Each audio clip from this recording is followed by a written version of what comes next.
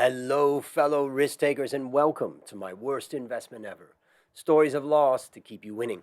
In our community, we know that to win in investing, you must take risk, but to win big, you've got to reduce it. Ladies and gentlemen, I'm on a mission to help 1 million people reduce risk in their lives. Just go to myworstinvestmentever.com today and take the risk reduction assessment I created from the lessons I've learned from more than 470 guests.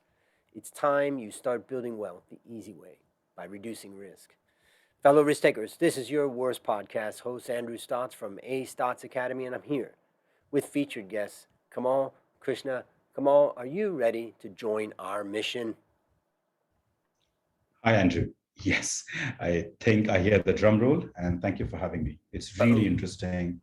Uh, I'd say it's really interesting how you've brought together and curated so many interesting stories over the years. I had a really great time going through your podcast episodes. Thank you.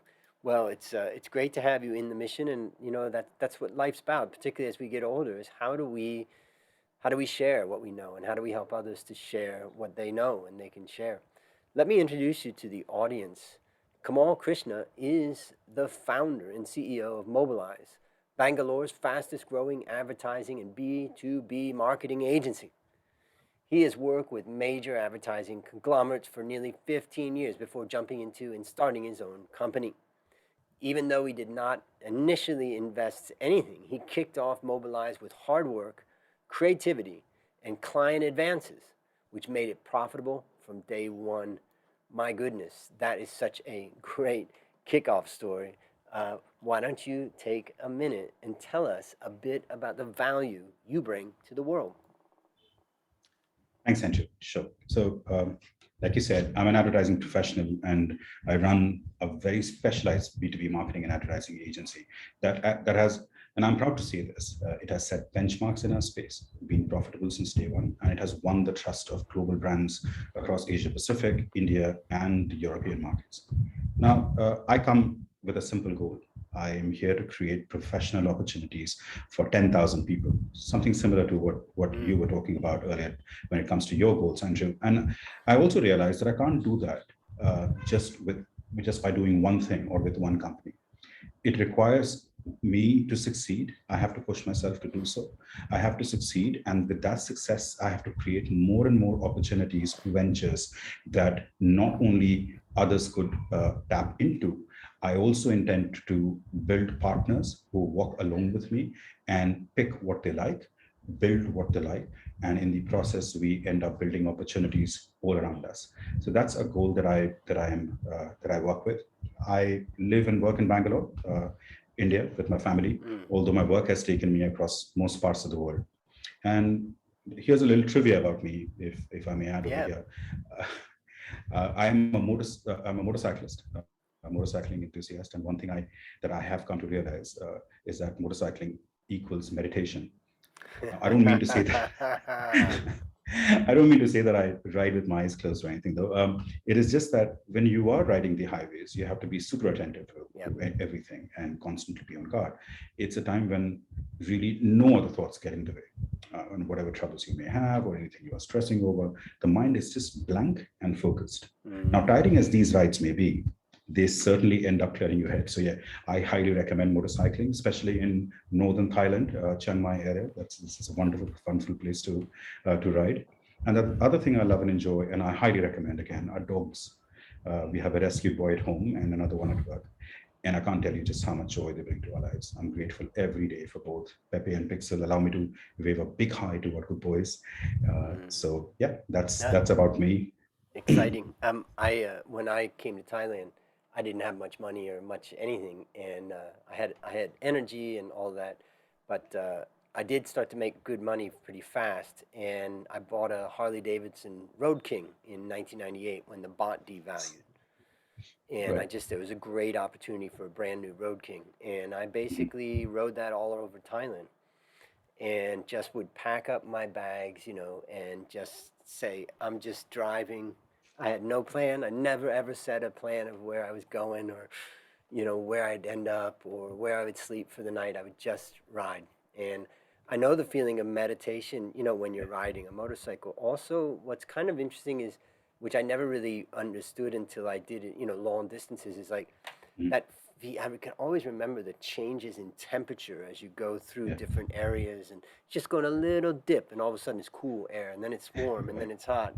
In Thailand, of course, there's a lot of bugs that come out at certain times of day, which you end up kind of saying, "Nah, I don't think I'm going to go out at that time." But um, yeah, and it's funny when you think about the roads in India and the roads in Thailand. It's not something you would typically say you're meditating, but I think what you're saying is that you're totally focused and you just can't bring Right. other things in, so you just stay right in there. And you got to see Right. grandma over there, all the way over the side. She starts running. How fast do I have to stop? So that type of thing. I True. know that feeling. Let me just True. ask you a question about marketing and advertising and this type of stuff.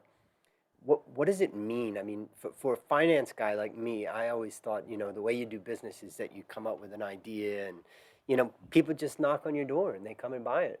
And, I didn't realize that you really need to do marketing and advertising and that type of stuff. I just thought those were things were, just kind of fluff. But I've learned that, there's so much. So what is it that you do or your agency does, Right. in the space? So it's a great question, Andrew. You see, we all entrepreneurs or companies for that matter, we truly believe, the right ones, of course, truly believe that we have something really good to offer consumers, customers, and such like. And yet, truth is, we know it. The whole point of building something really great, or a product or an offering or a solution or a service, is that and knowing that people need it, is to really find those people and have a conversation with them. I mentioned B2B marketing earlier because typically advertising is looked upon as a lot of noise and sometimes full of not so true elements. But here's the thing about business to business or B2B marketing. Every single day, I have to create an opportunity or create content that will be read by a decision maker or a CEO, because it's business to business. Mm, And decision makers and CEOs have one thing in common: they typically do not like advertising, or they are immune to it, right. so to speak. So unless and until your marketing communication has a lot of value, an absolute amount of truth, and actionable ideas, you you listen to it and you have something to do. That's what I mean by actionable ideas. It is not going to fly in the B2B marketing space. Now, it is so hard that if you do it really well, it really makes you a really great professional. And what I love about advertising is that it allows me to one day look at a generator, an electricity generator, or the other day an airline or an aircraft or a CT scanner, and you learn so much Mm, about different things. And if you're a curious soul, and you have the ability to understand content, if you have the empathy to talk to senior leaders, and understand the need, and you believe in the product that you're pitching, I think it deserves to be heard. And that's what, in a nutshell, marketing slash advertising is for me, and that's what I recommend to everyone. fantastic. And what's the best way for people to find you? Oh, I'm accessible, readily accessible on LinkedIn. Yep, That's probably the probably the easiest and best. the Yep, fastest way. yep. Yeah. LinkedIn. Good. And we'll have links to all that in the show notes, so people can, if you're listening in and you want to learn more, just go to the show notes and click and ask Kamal any question. So now it's time to share your worst investment ever. And since no one goes into their worst investment thinking it will be, tell us a bit about the circumstance leading up to it. Then tell us your story. Sure. My worst investment, Andrew, my worst investment ever was actually accepting an investment that I shouldn't have at the time. Allow me to expand. A few years ago, during the time when I had just started out, I brought in capital from someone who had the brains, but unfortunately not the attitude. And the lesson I picked from it all was and the lesson that I picked from it ended up defining an entirely new approach to business and workplace partnership that I continue to follow to this day. So here's what happened. About 6 years ago, I had just started off my advertising business, and while the business and prospects appeared good, there remained a fair bit of early apprehension around continuity, scale, capital, etc. Things that all of us deal with in our initial years. Now, in any business, it's typically good practice to diversify. That's another insight that comes to mind, right? Now, diversification has its advantages, and yet the thing with diversification is that it typically works out really well once you're settled in and you can afford to do so. So again, to summarize, I had just started off, everything was looking good. I had an opportunity that I looked upon, which was to diversify. And I probably should have known that it was too early to do so. And this is where I made a mistake. So as an advertising agency, during those early days, I found myself looking at an opportunity to diversify our creative and design services by bringing in a partner along with a then very substantial investment. And I looked at it as a small risk that could potentially turn rewarding in terms of enhanced business. Now, what had happened was that an old colleague had turned up at the office and he was quite excited about an entrepreneurial venture. He was keen to explore if he could come in as an equity partner to bring in data and analytics capability to pair up our creative and design capability. On the face of it, I'll be honest, this sounded great. Creative combined with data has the ability to superpower marketing performance. So I signed him up, took his money, but luckily decided to park it with the thought that I will only touch it after a few months.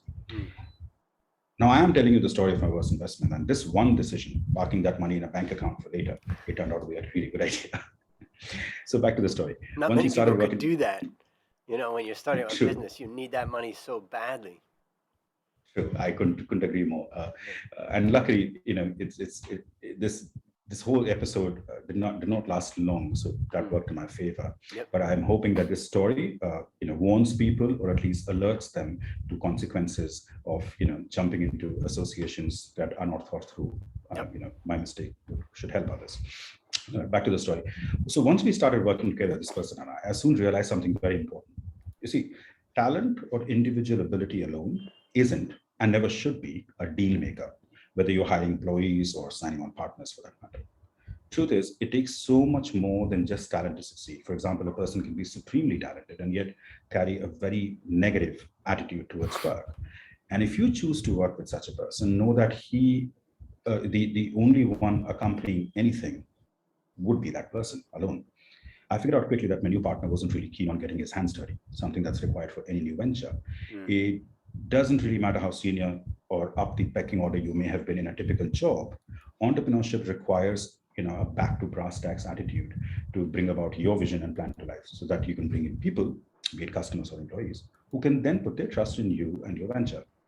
Now, this person, however, I think was expecting entrepreneurship to be something of a comfort zone once money had been brought to the table, not realizing that as a data and analytics subject matter expert, the least that I expected of him was to walk the path together with me, combine his ability to mine, and importantly, work really hard to not only convince, but actually deliver a promise to new customers who were only just getting to know us. So fairly soon, I found myself in a situation where I would be making promises. I would end up making promises I didn't think we could keep or deliver alongside a person who trusted his talent all right, but consistently blamed failures on either the customer's lack of understanding or their lack of appreciation of his talent. So luckily, like I mentioned earlier, it was early days and I was yet to touch this person's investment. So I found myself faced with a choice. I could either keep and use his capital and find a way to work with someone who clearly wasn't passionate about this whole thing, or I could trust myself and my original plan, stay solo, and cut any losses early on. I took the decision to go solo and return this person's money. You see, I realized that while I was going to lose access to say $100 then, someone with the wrong attitude could easily cost me way more in the future. And in hindsight, that was the worst investment of my time, if not money. And yet it was probably one of the better decisions that helped me carve out a profitable growing business that we have today. So let's review the lessons that you learned. So the primary lesson, of course, like I said, was to never rely on talent alone. But there is another good thing that came out of this experience. I continue to believe in both things, finding the right partners, finding ways to diversify. What changed for me was that ever since then, I began hiring professionals, really talented professionals, on a simple premise or an additional premise, if I may say so. An additional, that goes beyond salaries.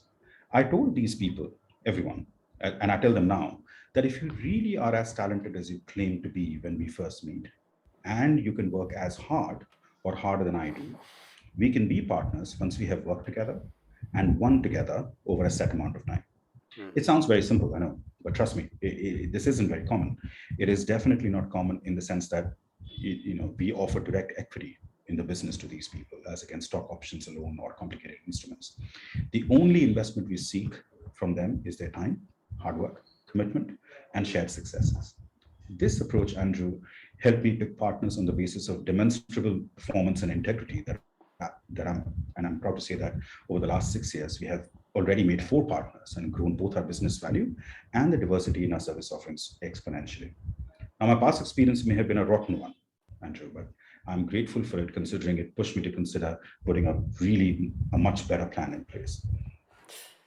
Well, let me summarize what I took away from it. I mean, the first thing I want to think about is for the listeners out there, uh, how are you giving your top employees a piece of the action? I mean, obviously, one way is through a good bonus and things like that, but aligning them as shareholders, that type of thing, this is a great, Kamal's really giving us a wake up call to say, what are you doing there? And I think that's interesting. And the second thing is thinking about. I wrote down about like roles when someone comes into a company. It's got to be kind of clear what they're going to do and what they're going to bring. My best friend came from Ohio when I was in Thailand the first year or so, and he said, "Let's start a coffee factory in Thailand." And so in 1995, we started a coffee factory. The idea was I was working in investment banks, making good money, and getting to know people in the financial industry, and we made a decision that it would be better for me to keep my job and let him run the business. So we made a very conscious decision that we could finance the cash flow and, both focus on our areas. And even during times that I lost my job or in the difficult times, I still just wasn't ready to go work in the company. And but Dale and I, talked all the time about what was going on, and I tried to do the accounting and finance stuff that I knew as best I could. I could only work on evenings or weekends, but he knew that, and we had an agreement. And now we're almost 27 years into it, and that partnership has worked. And part of what we kind of came to the conclusion is like he is the CEO, he's the MD, he's running the business. I I'm a sounding board. I'm trying to help. I try to help on the finance and accounting side, but ultimately, we have a very clear role.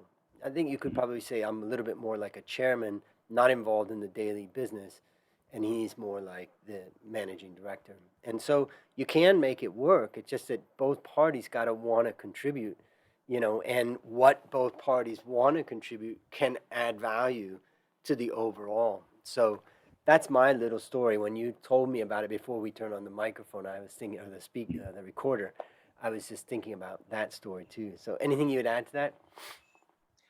Uh, I'm sure the coffee that you guys make tastes and smells great, and I couldn't agree more. They say business partnerships, like a marriage, it's something that must be cast in stone for it to work. Now that's a very hard place, and our choices as entrepreneurs must reflect that. My singular advice to even our listeners is, therefore, it is to consider building partners like the way you and your partner did, as against bringing in someone who only has capital or one thing to offer. The commitment is so much more important than any capital you can imagine. And now I also understand that it's not an easy decision or path. Sometimes you need the money, sometimes you just want to get on with it. But then again, no great thing comes easy. Mm. We must find those who align and not just expect. And Yep. that's, I think, true to your story, because that builds a value that I believe is mutually valued between partners. Yeah. It's interesting about the commitment because Dale and I have known each other for 35 years since we were about 14 Right. years old back in Ohio. And I just know him very, very well. And during the crisis, he's managed the business pretty well considering most of our customers have been shut down. Cash flow, Mm. all of the difficult times, and he's been able to do it. But there was one time when he asked me to come see him and our accounting person, and I could see that, he needs cash for sure. Mm. And I left that meeting and literally left that meeting and was on the phone with the financial people that I know. And I said, how do we pull this together to make sure we get the funding that we need, to get over this short period of time? And then basically was able to really support him in that area. So it's the commitment to say when times are tough, I got to do my part. I'm not doing a lot. I'm outside doing my own thing in my own business. When it comes time to Right. step up, frickin' step up, ladies and gentlemen. That's the challenge. Yeah. True story. Yeah. So let me ask you, what's some resource that you'd recommend for our listener? Um, at this stage, I do not have a direct resource to offer, Mm, but I love talking to people and I love new problems. So if you want a consultancy, you have it for free. I have a very patient ear, mm, and I have a curiosity, an inherent curiosity to hear new problems, which I believe marketing could solve in such, which I think marketing can solve in one way or the other. It could be any industry, it could be any sort of work that any sort of product that's out there. I would love to hear a problem statement and take a stab at it. Think of me as someone who just likes to take on challenges and sort of find really new innovative ways of doing that. That has been our secret sauce in the first place. We have this policy at Mobilize. We don't pitch necessarily. mm. We do pitch, but when we go to a pitch, we end the conversation by saying that, look, I'm here to prove myself, not pitch myself, Yep. because pitching is great. Everyone wears a suit and shows up in their final day, In their but best. proving takes guts. Yeah, I'm putting myself out there. I'm Yep. literally putting myself out there, and if I don't show you that I love your brand as much as you do, or probably more than you do, then I've not proven myself. Then my pitch is useless to begin with. Yep. So yeah, if there is a resource, I would say let's talk. Let's just talk. Let's discuss problems and take it from there. That's a great offer for the listeners out there. Just go to the show notes. You can click on his LinkedIn, or you can just go to Kamal Krishna on LinkedIn. Just tell him that you met from the show and say, I got this challenge. What do you think? And try to spend some time. And you never know what it will lead to. All right, last question. What's your number one goal for the next 12 months? Good one. Andrew, over the last few years, we have grown exponentially year on year. So much so that I have I actually have my partners to thank for. We've ensured a 50% growth in 2020 alone during the COVID-19 pandemic, when I remember losing 70% of our billings overnight. During the time, these very special home-brewed partners that I have, they stood by me, for they are equally hell-bent as I was then and continue to be today. They were equally hell-bent to ensure that our investment would not fall apart. And thanks to them and our teams, we persevered. Now, we have continued to power through 2021 with this entire year with over 100% month-on-month performance. And now we are not only looking, I say we are practically ready for, and we're all set to diversify further into brand new marketing communication specializations with new clients, renewed confidence. And I'm really excited for 2022 today. That's one thing that I can tell you as far as my goals for the next 12 months. Exciting. Exciting. I like your style. Well, listeners, there you have it, another story of loss to keep you winning. If you haven't taken the risk reduction assessment yet, I challenge you to go to myworstinvestmentever.com right now and start building wealth the easy way by reducing risk. As we conclude, Kamal, I want to thank you again for joining our mission. And on behalf of A Stotz Academy, I hereby award you alumni status for turning your worst investment ever into your best teaching moment. Do you have any parting words for the audience? Thank you so much, Andrew. That's quite an honor. Well, to entrepreneurs looking to set sail, people who are about to take risks, that Andrew here, listeners, is here to help reduce. If you're looking to set sail, I would say partners are your best investment, and they are way more valuable than any capital you raise. Therefore, you must make it your business to either choose or build the right ones, irrespective of the effort that requires. I promise you, it's entirely worth it. In our early days as a small business, whenever we pitched when I was talking about the pitching a bit earlier, we were in competition with bigger, more established and really global advertising agency. And I would say one thing, I would always add this one thing to our presentation. We tell our prospective clients that once we get your business, and later there is a time when you ring us, remember that you'll always speak to a partner, someone who's not just keen or interested in your business as an employee. They would instead find every time, find everything that you, when you call us, you will find that each one of us are partners, and we are entirely invested in your success. And true as it is, this simple thought has always won us business and appreciations later on. So if there is one thing I would say is choose your partners really, really well, spend time, put in effort, and I assure you it's all going to be worth it. Such great advice. Well, that's a wrap on another great story to help us create, grow, and protect our wealth. Remember, ladies and gentlemen, this podcast is about one guest, one story, one mission to help 1 million people reduce risk in their lives. Fellow risk takers, this is your worst podcast host, Andrew Stotz, saying, I'll see you on the upside.